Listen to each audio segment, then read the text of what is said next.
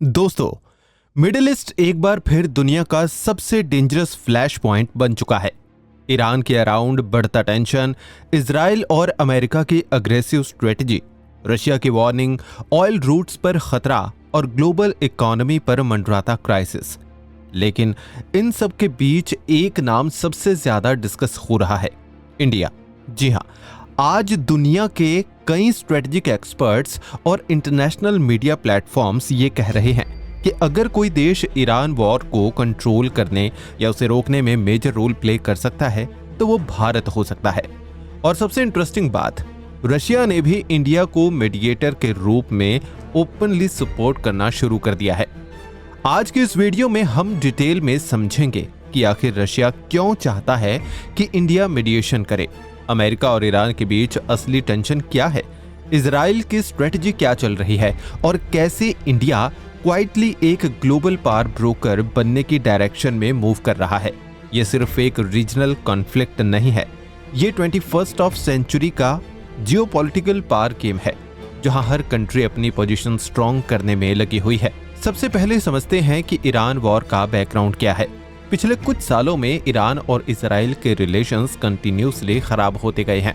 Israel को हमेशा से फियर रहा है कि ईरान न्यूक्लियर वेपन्स डेवलप कर सकता है, जबकि ईरान का कहना है कि उसका न्यूक्लियर प्रोग्राम पीसफुल पर्पसेस के लिए है। अमेरिका ट्रेडिशनली इजराइल का स्ट्रॉन्गेस्ट अलाय रहा है, इसीलिए वॉशिंगटन ने भी ईरान पर हैवी सैंक्शंस लगाए हुए हैं। लेकिन सिचुएशन तब और डेंजरस हो गई जब मिडिल ईस्ट में मल्टीपल प्रॉक्सी ग्रुप्स एक्टिव होने लगे। हिजबुल्लाह, हौथिस और कई मिलिटिया ग्रुप्स ओपनली ईरान के सपोर्ट में नजर आए। अब प्रॉब्लम सिर्फ मिसाइल्स या मिलिट्री अटैक्स तक लिमिटेड नहीं रही। ये कॉन्फ्लिक्ट ग्लोबल ट्रेड और एनर्जी सप्लाई को डायरेक्टली अफेक्ट कर रहा है। स्ट्रेट ऑफ हॉर्मुज़, जो दुनिया के सबसे इंपॉर्टेंट ऑयल रूट्स में से एक है, उस पर टेंशन कंटिन्यूसली बढ़ रहा है। दुनिया का लगभग 20% ऑयल इसी रूट से पास होता है। अगर यहाँ कोई मेजर कन्फ्लिक्ट होता है तो ऑयल प्राइसेस रॉकेट की स्पीड से ऊपर जा सकते हैं, और ऑयल प्राइसेस बढ़ने का मतलब महंगाई, economic slowdown, stock market crash और ग्लोबल इंस्टेबिलिटी। इंडिया के लिए भी ये इशू बहुत इंपॉर्टेंट है। भारत दुनिया के सबसे बड़े ऑयल इंपोर्टर्स में से एक है। अगर मिडिल ईस्ट अनस्टेबल होता है तो उसका डायरेक्ट इम्पैक्ट इंडियन इकोनॉमी पर पड़ता है। पेट्रोल डीजल प्राइसेस बढ़ते हैं, रूपी प्रेशर में आता है और इन्फ्लेशन इंक्रीज होती है। इसी वजह से इंडिया के लिए पीस मेंटेन करना सिर्फ डिप्लोमेटिक इशू नहीं बल्कि इकोनॉमिक नेसेसिटी भी है। लेकिन अब सबसे बड़ा सवाल, दुनिया इंडिया की तरफ क्यों देख रही है? इसका आंसर इंडिया की यूनिक फॉरेन पॉलिसी में छुपा हुआ है। देखिए, आज दुनिया में बहुत कम कंट्रीज हैं जिनके simultaneously Iran, Israel, Russia, America और गल्फ नेशंस के साथ अच्छे रिलेशंस हो। अमेरिका और ईरान एक दूसरे के एनिमीज हैं। रशिया और अमेरिका स्ट्रेटेजिक राइवल्स हैं। इजराइल और ईरान ओपनली कन्फ्रंटेशन में हैं। लेकिन इंडिया एक ऐसा देश है जो सबके साथ डिप्लोमेटिक बैलेंस मेंटेन करता है। इंडिया के ईरान के साथ हिस्टोरिकल और स्ट्रेटेजिक रिलेशंस रहे हैं। चाबहार पोर्ट प्रोजेक्ट इसका एक बड़ा एग्जाम्पल है। ये पोर्ट इंडिया के लिए अफगानिस्तान और सेंट्रल एशिया तक एक्सेस का इम्पोर्टेंट गेटवे है। दूसरी तरफ इंडिया और इजराइल के डिफेंस रिलेशंस भी एक्सट्रीमली स्ट्रॉन्ग है। इजराइल इंडिया का मेजर डिफेंस टेक्नोलॉजी पार्टनर है। मिसाइल सिस्टम से लेकर ड्रोन्स तक दोनों countries military cooperation continuously expand कर रही हैं। अब अगर रशिया की बात करें तो मॉस्को और न्यू दिल्ली के रिलेशंस कोल्ड वॉर एरा से स्ट्रॉन्ग रहे हैं। डिफेंस डील्स, एनर्जी कोऑपरेशन और ब्रिक्स जैसे प्लेटफॉर्म्स पर दोनों कंट्रीज क्लोजली काम कर रहे हैं। और अमेरिका के साथ भी इंडिया के रिलेशंस पिछले कुछ सालों में ड्रामेटिकली इंप्रूव हुए हैं। Quad alliance, Indo Pacific strategic और टेक्नोलॉजी पार्टनरशिप्स इसका प्रूफ हैं। यानी एक तरफ ईरान, दूसरी तरफ इजराइल, तीसरी तरफ रशिया और चौथी तरफ अमेरिका। और इन सब के बीच इंडिया एक बैलेंस्ड पोजीशन में खड़ा है। इसी वजह से एक्सपर्ट्स बिलीव करते हैं कि इंडिया मीडिएशन के लिए परफेक्ट कैंडिडेट हो सकता है। अब यहाँ रशिया की एंट्री समझाना बहुत जरूरी है। रशिया क्लियरली नहीं चाहता कि मिडिल ईस्ट कंप्लीटली अनस्टेबल हो जाए। यूक्रेन वॉर की वजह से ऑलरेडी रशिया वेस्ट के प्रेशर में है। अगर ईरान वॉर एस्केलेट होता है तो अमेरिका और नाटो को मिडिल ईस्ट में और ज्यादा इन्वॉल्वमेंट का चांस मिल जाएगा। रशिया के लिए स्ट्रेटेजिक चैलेंज हो सकता है, इसीलिए मॉस्को एक डिप्लोमेटिक सोल्यूशन चाहता है। लेकिन रशिया डायरेक्टली मीडिएटर बने, ये अमेरिका और इजराइल को एक्सेप्टेबल नहीं होगा। चाइना भी मीडिएटर बनने की कोशिश कर सकता है, लेकिन वेस्ट उस पर फुल्ली ट्रस्ट नहीं करता। यहाँ इंडिया एक न्यूट्रल और ट्रस्टेड फेस के रूप में इमर्ज होता है। रशिया को पता है कि इंडिया की ग्लोबल इमेज कंपैरेटिवली बैलेंस्ड है। इंडिया ओपनली किसी मिलिट्री ब्लॉक का पार्ट नहीं बना। भारत ने यूक्रेन वॉर में भी इंडिपेंडेंट स्टांस मेंटेन किया। इंडिया ने रशिया के साथ रिलेशंस कंटिन्यू रखे, लेकिन साथ ही अमेरिका और यूरोप के साथ भी पार्टनरशिप स्ट्रॉन्ग की। यह स्ट्रेटेजिक ऑटोनॉमी आज इंडिया की सबसे बड़ी डिप्लोमेटिक स्ट्रेंथ बन चुकी है। और दोस्तों, यही रीजन है कि अब दुनिया इंडिया को सिर्फ साउथ एशियन पावर के रूप में नहीं, बल्कि ग्लोबल स्टेबलाइजर के रूप में देखने लगी है। लेकिन मीडिएशन सिर्फ स्टेटमेंट देने से नहीं होती, उसके लिए ट्रस्ट और लेवरेज दोनों चाहिए होते हैं। इंडिया के पास दोनों है। ईरान इंडिया पर ट्रस्ट करता है क्योंकि भारत ने कभी ओपनली एंटी ईरान पोजीशन नहीं ली। इजराइल इंडिया को रिलायबल पार्टनर मानता है। अमेरिका इंडिया को इंडो पैसिफिक स्ट्रेटजी का की एले समझता है। गल्फ कंट्रीज इंडिया को इकोनॉमिक और स्ट्रेटजी पार्टनर के रूप में देखते हैं।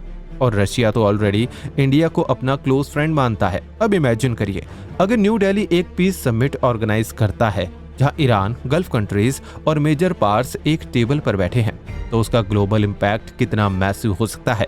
ये वही मोमेंट हो सकता है जो इंडिया को ऑफिशियली ग्लोबल पावर ब्रोकर बना दे। और यहाँ एक और इंटरेस्टिंग एंगल है, पाकिस्तान। पिछले कुछ डेकेड्स में पाकिस्तान ट्रेडिशनली इस्लामिक वर्ल्ड में अपनी स्ट्रेटेजिक इंपॉर्टेंस हाईलाइट करता रहा है, लेकिन आज मिडिल ईस्ट की मेजर पावर्स ग्रेजुअली इंडिया के क्लोजर आ रही हैं। यूएई और सऊदी अरबिया जैसी कंट्रीज ओपनली इंडिया के साथ इकोनॉमिक पार्टनरशिप्स एक्सपेंड कर रहे हैं।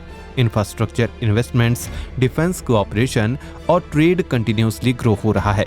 यानी जो रीजन कभी पाकिस्तान की इन्फ्लुएंस जोन माना जाता था, वहां अब इंडिया की डिप्लोमेटिक रीच ज्यादा स्ट्रॉन्ग दिख रही है।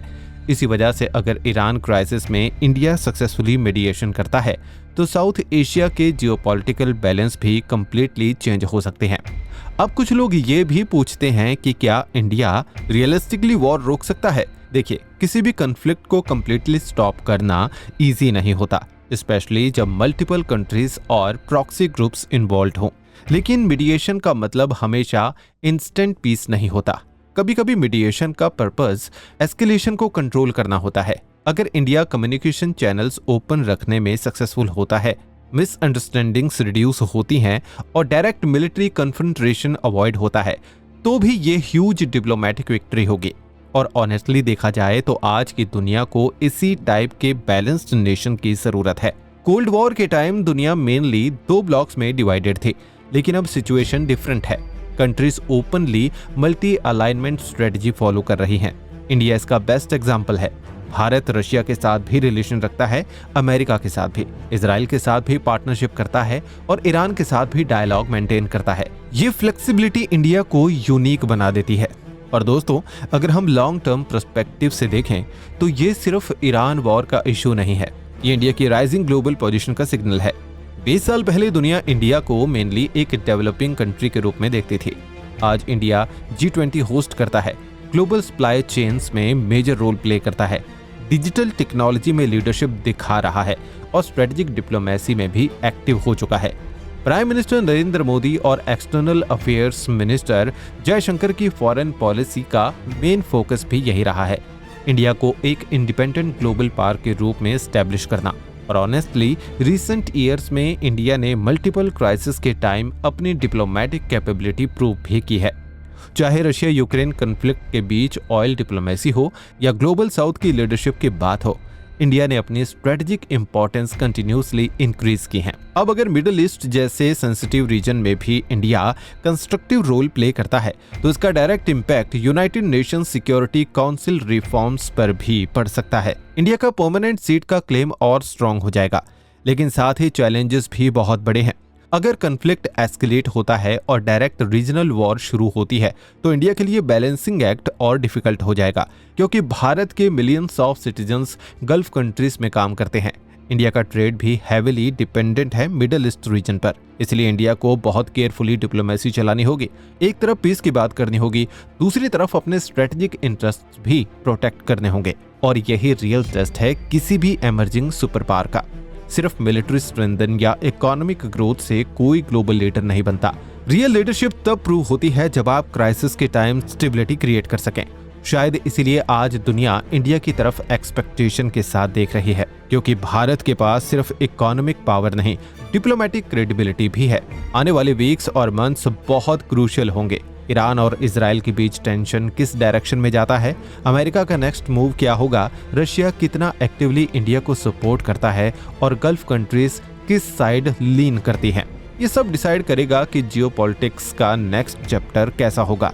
लेकिन एक बात क्लियर है, इंडिया अब वो कंट्री नहीं रहा जो सिर्फ ग्लोबल इवेंट्स को ऑब्जर्व करे।